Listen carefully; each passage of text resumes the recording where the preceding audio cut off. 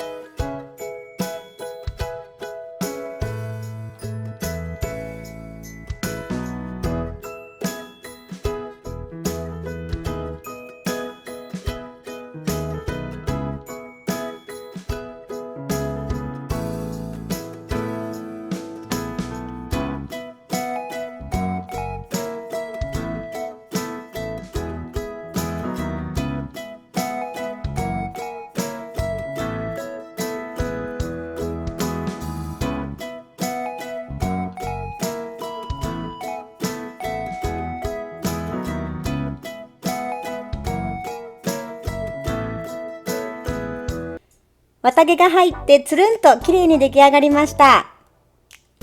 あとはこういったイヤリングのパーツをつけて、また後ろをコーティングしてイヤリングに完成させてもいいし、ヘアゴムのパーツにこんな風につければタンポポの綿毛のヘアゴムができたりするので、いろいろ使えると思います。今回はこのブルーをネックレスにして、このブラックを指輪にしてみたいと思います。アメリカのホビーロビーで安くなっていたので、これを購入しました。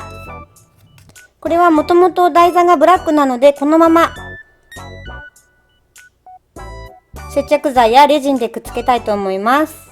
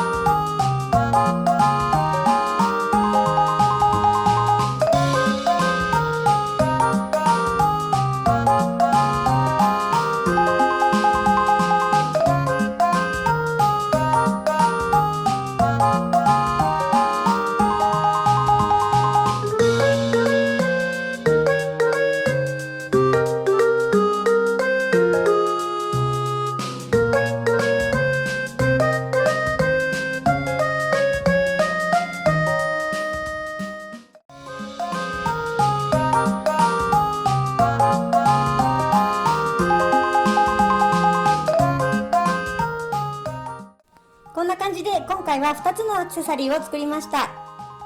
ブラックがベースの綿毛のリング、あとはブルー系ベースのネックレス、こ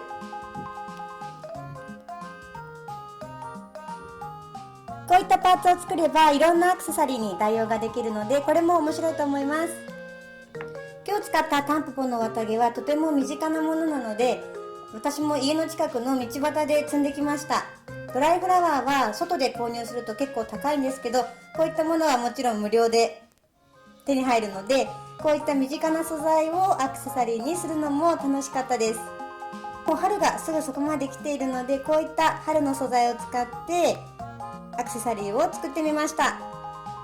今日も動画を最後まで見ていただきありがとうございました。もしよろしければチャンネル登録よろしくお願いします。また次回の動画も見てください。